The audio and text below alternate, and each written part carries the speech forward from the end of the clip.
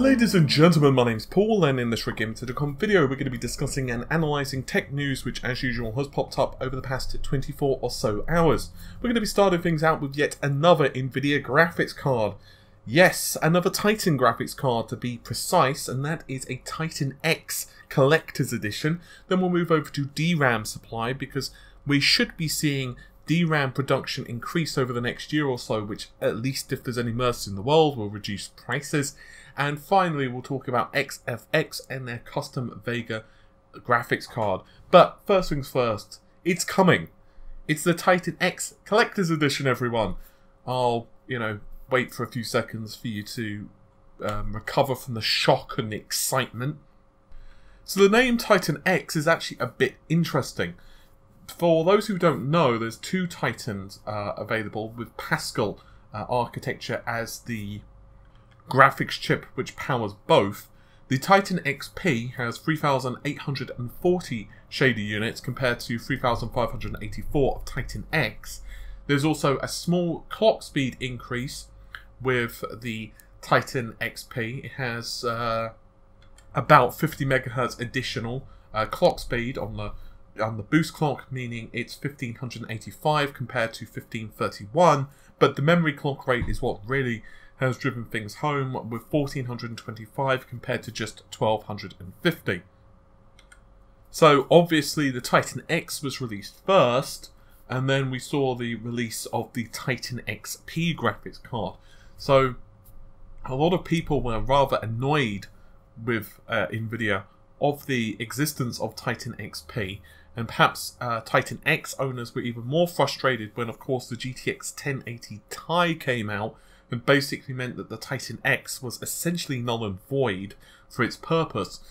So what the hell is going to be this custom designed looking cooler which sits on top of the Titan X Collector's Edition, and more specifically what's going to be the difference in specifications?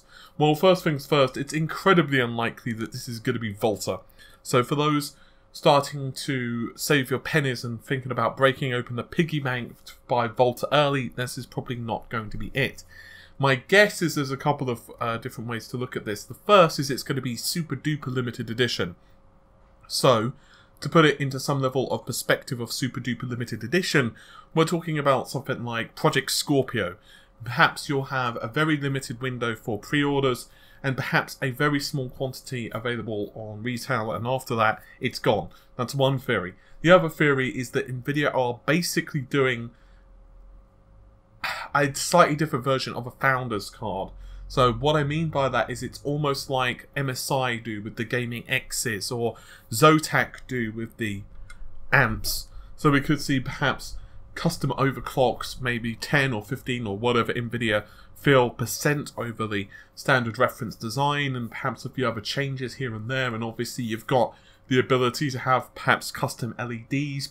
There might be some slight changes to the materials and the design of the cooler itself, so that it perhaps produces better airflow and perhaps manages to suck out more heat from the graphics core. So obviously that would allow better overclocking.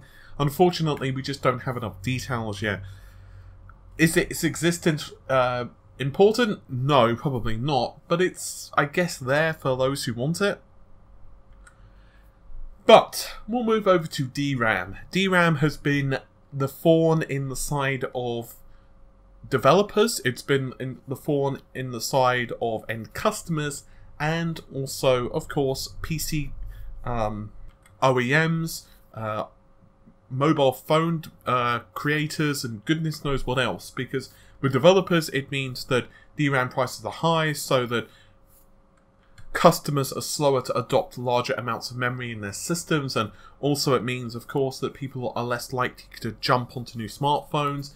And also when it comes to tablets and smartphones themselves, if you're a producer of one of those devices, well, your device is probably going to be quite expensive, perhaps even more so than your previous model, simply because you've had to cough up more for the actual individual components, which, well, comprised of though. But according to the DRAM Exchange, they believe that the company Samsung are looking to expand production capacity.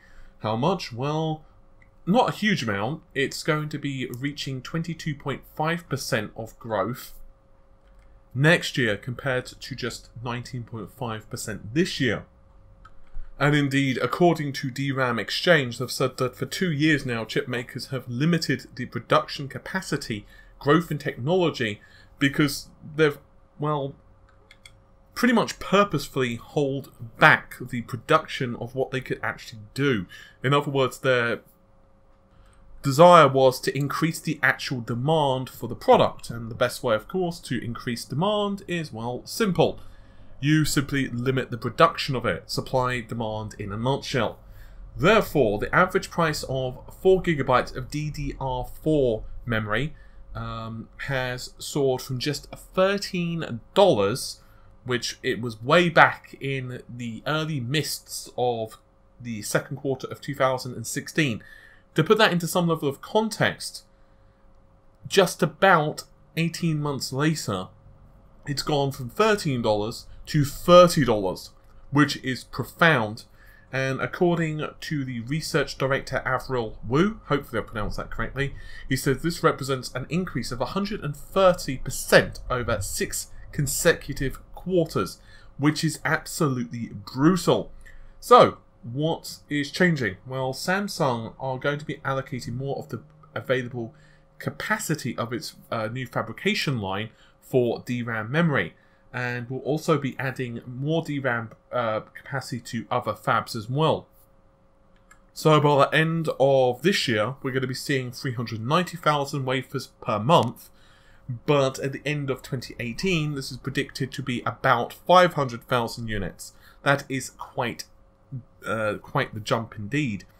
Now, the real benefit, of course, is one company can't change the tide by itself, but the benefit for customers is that SK Hynix and Micron, who are the two other major memory manufacturers, will obviously not want Samsung to basically be leading the pack by themselves. So naturally, they will also be increasing production capabilities as well.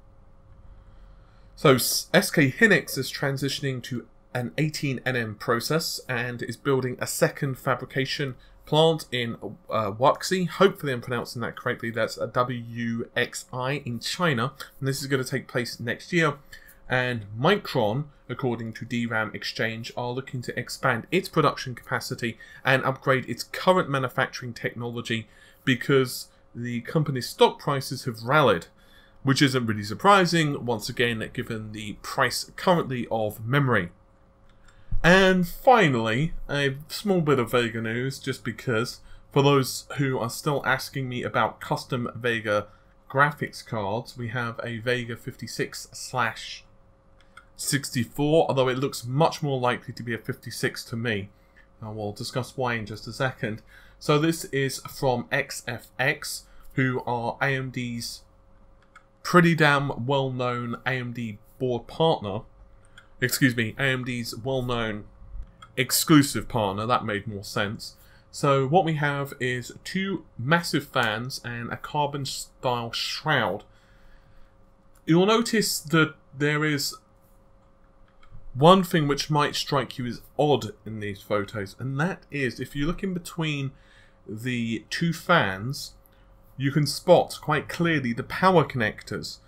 So this obviously means that you're looking at an 8 and a 6 pin power connector, which most likely indicates it's going to be an RX Vega 56, but it's also a rather odd place, to be honest, for a power connector to sit.